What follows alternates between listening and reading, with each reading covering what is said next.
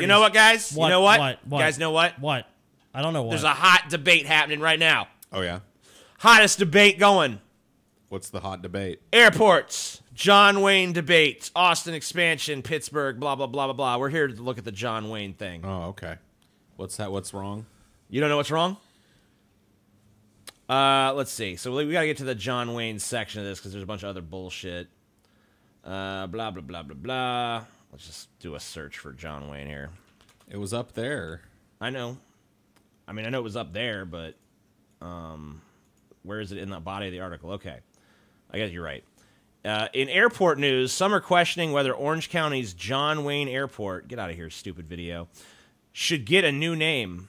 So here's what they're saying about it. Sometimes things from the past can come back to haunt you even after you're dead. That's the case for legendary actor John Wayne, whose name was applied to California's Orange County Airport in 1979. This month, someone dug up an interview that Wayne did with Playboy magazine in 1971. They didn't dig it up. It's a fucking matter of public record. But it did start trending on Twitter after this.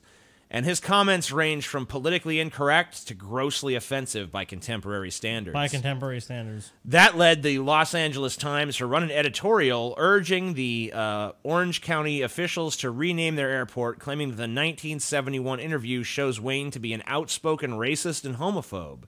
Here's one sample of the Duke's thoughts on Native Americans. Paul, can you do a John Wayne voice? Like a hacky one. I mean, that's probably better than I could do, so. No, I don't feel we did wrong in taking this great country away from them. Yeah, they were great numbers of people who needed new land. And the Indians, well, were selfishly trying to keep it for themselves. There we go. And that's mild compared to his comments on African Americans and gays. The LA Times editorial, read it here, includes a link to the original interview. So basically, John Wayne in 1971, and he's, how long has he even been dead since then? Quite a while. I don't even care, 30, man. 40 This years. is another example, man. It's another example of people, like, why is this generation so intent? Like, look, every generation, like, eventually succumbs to the generation that comes after it. Yes. That's always been the case. But it very rarely has a generation so systematically tried to dismantle the one that came before it. Usually, they just come up with new shit and go their own way and get into their own shit and kind of ignore the old generation. Why now can they not just leave us alone? Why they got to go back through and point out how everything we ever loved and cared about, all the foundational shit upon which their jobs and livelihoods are built, now sucks? Why? John Wayne was racist. John Wayne was sexist. Let's change the name of the airport. I tell you what. Take a poll. Have people vote yes or no whether they think the name should be changed, and then everybody that votes yes gets to pay part of the bill for the renovations on the airport. Here's How's that? Here's another huge problem Seems with this. fair to me. Sounds fair to me. And an area like Los Angeles recently experienced devastating effects of climate change with these wildfires. They face huge shortages of having enough water, housing crises. I mean, there's multi things that are really facing this this almost 10 million people live in Los Angeles County, and what this person has chosen to focus on is some guy about 50 years ago said some shit that's now offensive to a lot of people. Maybe it was offensive even to some at the time. Look, but how is that relevant? That's my point. Is how is it relevant? Yeah, if you want to change the name of the airport, whatever, they can change the name of the airport. But like at the end of the day, why are we not actually talking about issues? It's like we got to this earlier. It's like there's nothing substantive about this, and even if there is, it's like what point is it making that some guy 50 years ago said some shit they didn't like? John Wayne was not famous for his political commentary. He was famous for being an actor who starred in a lot of iconic westerns. Yeah, I mean, he's famous for being a swaggering cowboy. Yeah, I'm the fucking cowboy, Pilgrim. You see why I didn't do that? But, you know, that's what John Wayne's place in pop culture is. Like, maybe he had some bad thoughts and some stuff that was bad then or now or whenever it was said. But that's not what the fuck he's famous for. That's not what people really think about when they think John Wayne. Well, that's what we're going to make him famous for, TJ. John Wayne. Here lies John Wayne. Make a second grave for him, TJ. His first grave was for his body, and his second one's for his reputation. We're making one for Carlin, too, TJ. Oh, you're making it for everybody, We're making one for Hicks. We're making one for Carlin. Second grave for each one of these fucking people. They all sucked. They all had bad thoughts in their heads at one point in their life. Naughty thoughts. Naughty. All right, so there's that. God damn this shit. This is a more fun story, I think. Warner Brothers shuts down fan campaign to remove the rat from The Departed. What? At the end of The Departed, there's a shot of a literal rat on the balcony, and they want it removed. What? Why? Because they feel it's too blatant symbolism. Oh, I see. And Warner Brothers, I guess, took it seriously enough to take it down.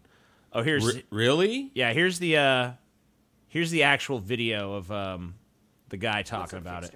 My name is Adam Sachs, and I'm looking to raise money to digitally erase the rat from the end of the movie The Departed.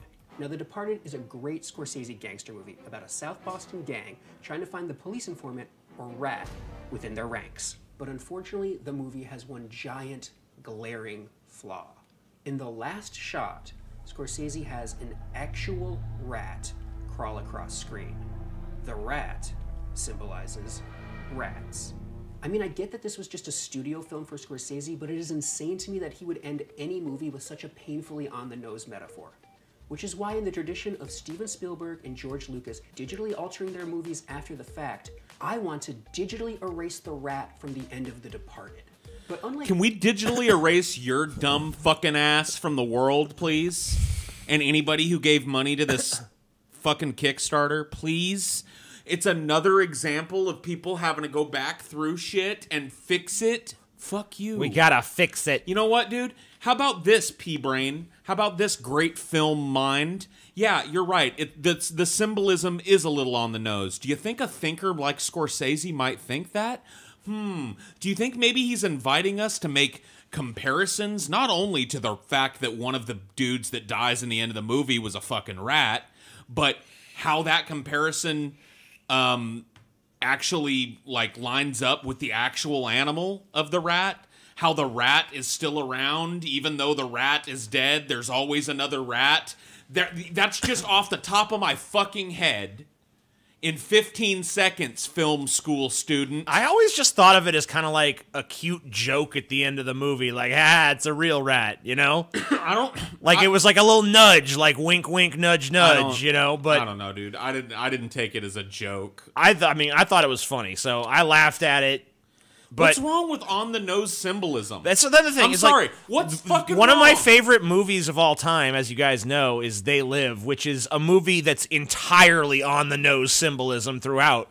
Like, I don't know what... Not at all subtle, yeah. Why do people have such a problem? I mean, I understand there's a place and a time where subtlety is obviously called for, but sometimes on-the-nose is fun, and it can be good, and it can service the plot. I mean, like, and you know... It's the ending shot of the movie. It doesn't Right. really I mean, it's just like a little calling card. Like, this is what the movie was all about. Rats. The Departed is not a subtle film.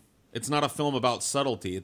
It's a film where there's a rat, but you know who it is. The audience is in on it. It's a film, there's nothing subtle about it. It's violent, it's brash, it's quick, it's fast. Yeah, I suspect that maybe this guy was kind of taking the piss a bit with this. I don't know that he actually... I'd like to take a piss on his face. I don't know that he actually has a problem with the rat. I think that it's kind of a joke, but... I don't care. He started a Kickstarter. Yeah, he did, and it was shut down. Good. As, you know, probably it should have been, I guess. Good. I don't know.